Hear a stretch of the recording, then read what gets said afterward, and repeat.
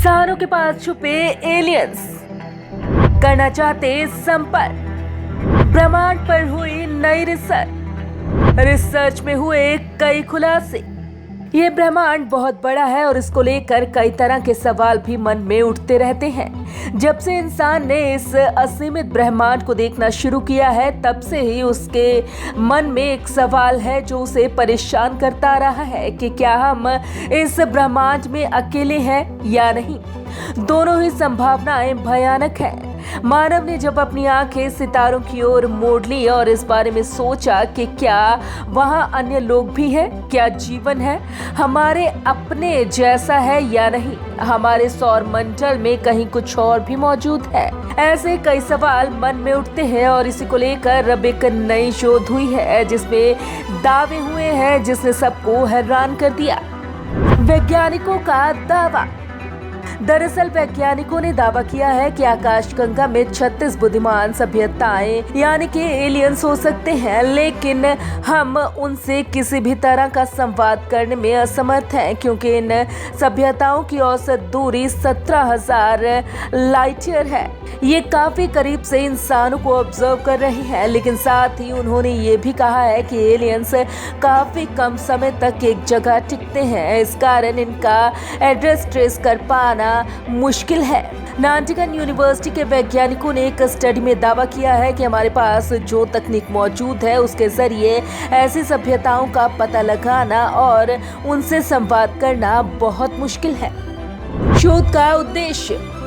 ये शोध करने वाले प्रमुख खगोलविद और इंग्लैंड के नाटिंगहम यूनिवर्सिटी प्रोफेसर क्रिस्टोफर के मुताबिक इस अध्ययन का उद्देश्य ब्रह्मांड के पैमाने पर जीवन के विकास को समझना है। इससे न सिर्फ ये पता चल सकता है कि जीवन कैसे पैदा होता है, बल्कि ये भी पता चलता है कि इसका अस्तित्व कितने लंबे समय तक के लिए रहने वाला है। उनका ये भी कहना है कि हो सकता है कि ब्रह्मांड में मौजूद एकमात्र सभ्यता सिर्फ धरती पर ही हो, लेकिन ऐसा होना हमारे लॉन्ग टर्म एग्जिस्टेंस के लिए बुरा संकेत है। दूसरे ग्रहों पर बुद्धिमान जीवन।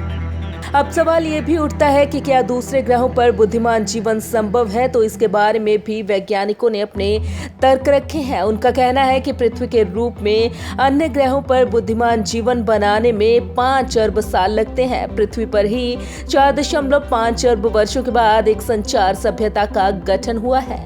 इसलिए हमें ये भी नहीं सोचना चाहिए कि आकाशगंगा में अन्य कोई संचार सभ्यता है ही नहीं।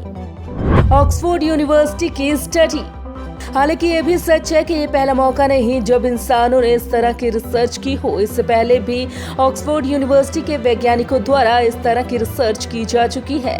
इसमें ड्रेक समीकरण का इस्तेमाल किया गया था। इसमें उन संभावित जगहों की लिस्ट बनाई गई थी जहां जीवन हो सकता है।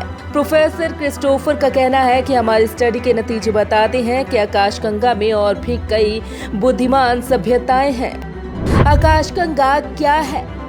हम जिस ग्रह पर रहते हैं उसका नाम पृथ्वी है। पृथ्वी हमारे सौरमंडल के बाकी ग्रहों की तरह एक अहम हिस्सा है, लेकिन हमारा ये सौरमंडल कहाँ पर है, क्या आपको पता है? हमारा सौरमंडल आकाशगंगा का बस एक छोटा सा हिस्सा है।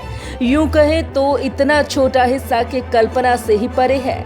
आकाशगंगा बहुत सारी गैसों, धूल और अरबों ग्रहों के सौर मंडल का संयुक्त रूप से बना एक आकार है। इसे आप दूसरे शब्दों में ऐसे समझ सकते हैं कि बहुत सारे ग्रह मिलकर एक सौर मंडल का निर्माण करते हैं और ऐसे करोड़ों अरबों से भी ज्यादा सौर मंडल मिलकर बनाते हैं एक आकाशगंगा।